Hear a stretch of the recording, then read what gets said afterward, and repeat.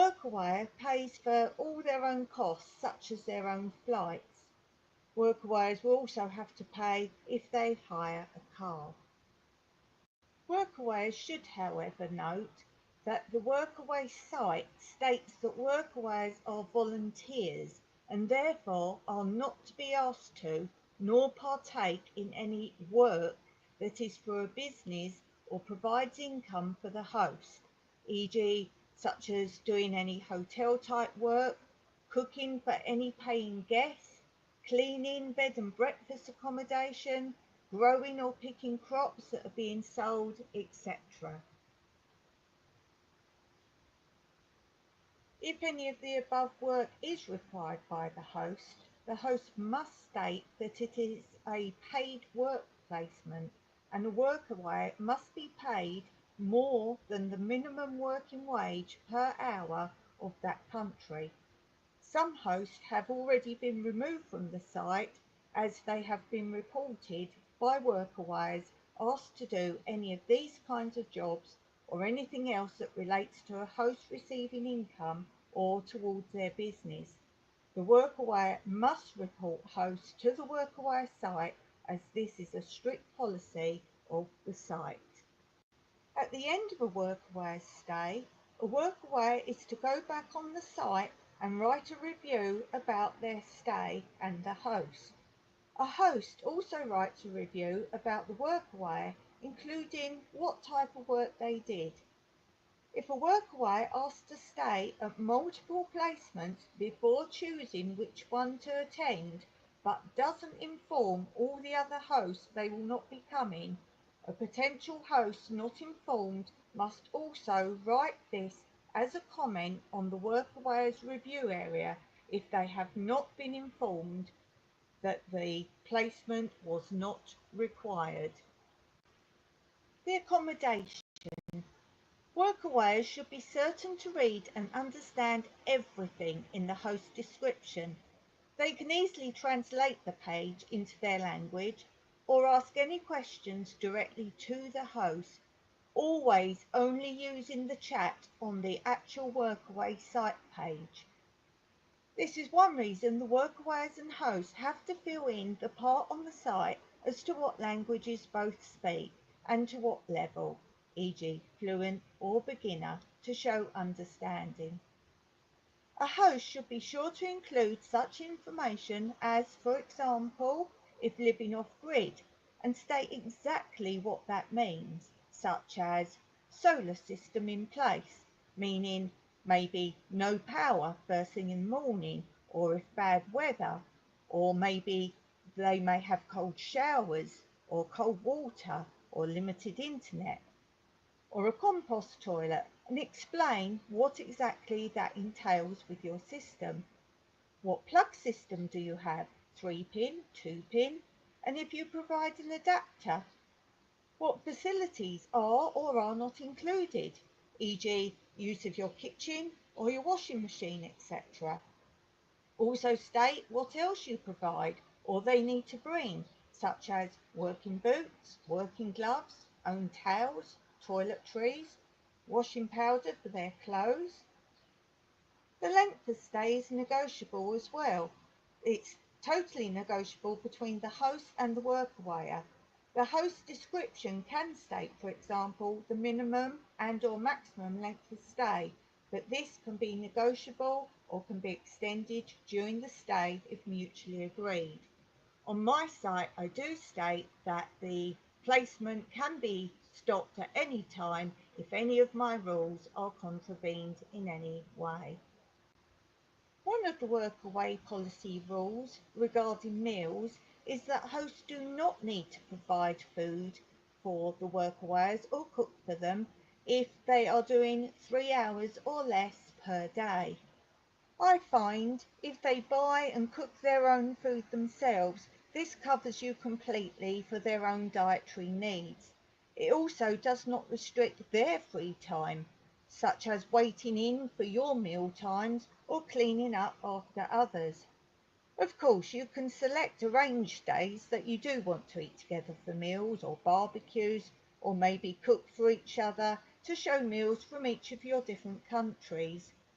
Or perhaps you want special drink or music nights, but then you're not restricted for the most part of the workaway stay when they wish to be able to be free and go out and explore and not be held by your meal times.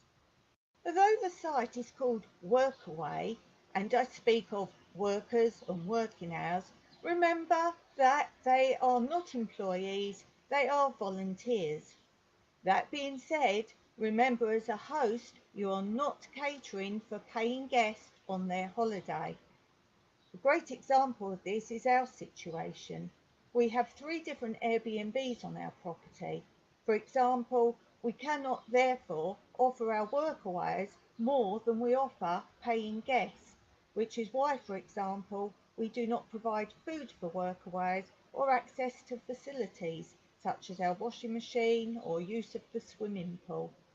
We have to be careful that as we ask volunteers to help us for only 3 hours per day, that potential Airbnbers do not then think, oh, well, we'll book as a workaway instead, meaning less of potential income if more was on offer for a workaway than an Airbnb guest. This is also a reason for a host to set their working hours for workaways clearly stated in their workaway site profile. Clearly state in your description if a host the time the workaways need to be ready to actually start working each day. Here, particularly in the hotter months in Cyprus and a homesteading lifestyle, work needs to begin early in the mornings before it gets too hot. If you have animals that need to be fed at your location or work that has a particular time it needs doing, add this in your description and use this as a basis for what hours a workaway needs to be ready to work or their set working hours. I advise you to be aware of such things as taking breaks and how that is to be incorporated, such as the workawayers may be taking a cool bag with drinking water with them to the work area, or perhaps the host taking them refreshments, or if you have, say, set breaks during the work time with you to socialise. Do hosts allow smoking breaks? Here we do not book any workaways that smoke for our healthy environment accommodation. We ask that during working hours that workaways leave their mobile phones in the accommodation to get the full experience of our back to basics rural living lifestyle. And here we have private accommodation, so there's no security issues with that. Apart from us not booking smokers, we also checked that they have indicated the driving tick box in their workaway profile page. This again is because our land farming lifestyle does not give us the time to drive them around, and being very rural and remote, it is a very long walk to get to any limited occasional transportation. Our frugal life means we only use our car for ourselves when absolutely necessary. Plus, I don't drive anyway, and Mike has other commitments. Also, the workawayers only work 3 hours, 5 days a week here.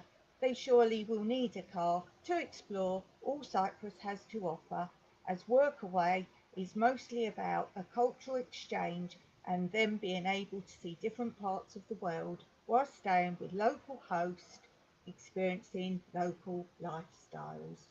The accommodation. A good description should describe the type of accommodation and facilities available. A host should state if the accommodation is personal space or a dormitory type setup, and how many persons will share the workaway accommodation building. Workawayers should check the type of building offered as to whether it is suitable or no more than perhaps just a covered area in someone's field. Workawayers can also see on a host description how many workawayers will be there at any one time. Decide if, as a workaway, you would be happy in a dorm type situation and think about what issues that might also bring. Or if you want something more unique, such as our location, where we have either one solo traveller or a pair travelling together, and much more of a true lifestyle, calm and tranquil experience. Remember, the dorm type scenario mostly means sharing a toilet and shower facilities, sharing sleeping areas or lack of any privacy, and cooking and cleaning up for all the other workaways.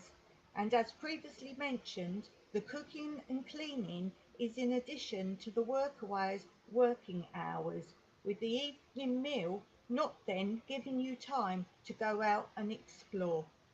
Well, I hope this has been of some help to you. I will be happy to answer any other questions, whether you're looking to be a workawayer or a host, or already are either.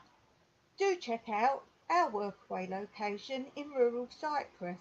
See the link in the description below. I can assure you of a happy experience in a truly wonderful location. Hope to see you soon as either a workawayer or as an Airbnb guest. And now sit back, relax and look at some more photographs from the location where I live, where you could stay as a guest or as a workawayer.